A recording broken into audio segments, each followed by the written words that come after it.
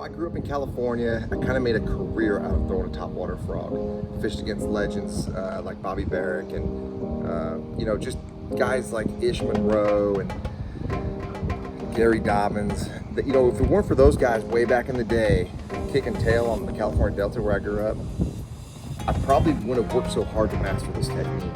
And when I did, I started cashing those checks, started getting those top tens, and really just had the confidence to leave California and hit the trail and throw a frog all over the country. And since then, I was the very first Bassmaster Elite Series winner on a frog ever. And I found different features in different frogs that I really liked and some I didn't care for. And so I finally had the opportunity to partner up with a good friend of mine out of Georgia, and we designed the Boom Boom Frog. This frog is available here on boomboomfishing.com, but it's got so many different unique features on it that are probably overlooked if you just saw it in the package. So I want to kind of go over it with you. First and foremost, you're going to notice a little sole patch on the back. This is actually we call it frog fur.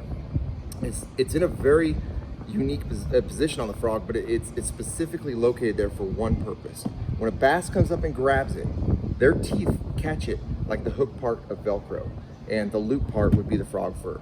So it gets caught in there. Bass has a hard time blowing it out. And I'll admit, throughout a tournament, throughout a day, maybe a couple of times throughout a day, I look away looking for my next cast. I hear a bird, I don't know what, somebody's talking to me, and I get that blow up. And I don't see how that fish ate that frog. But because they have a harder time blowing it out, I get a little bit more opportunity to catch those fish. And if it catches me one more fish through a tournament, that's the difference between cashing a check and not cashing a check. So this is a really cool little deal on the back.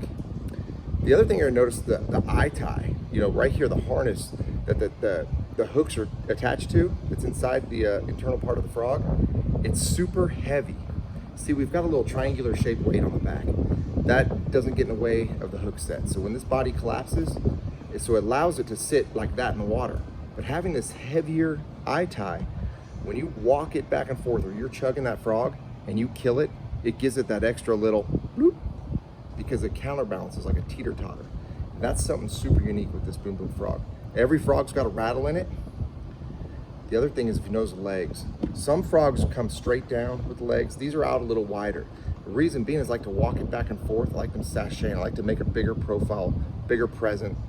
And really, it looks like something easy for a bass to eat.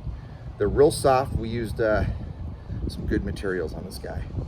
We add an eyeball to the bottom, and of course with a little angry feature to the side, just giving it a little character. It catches a lot of fish, guys.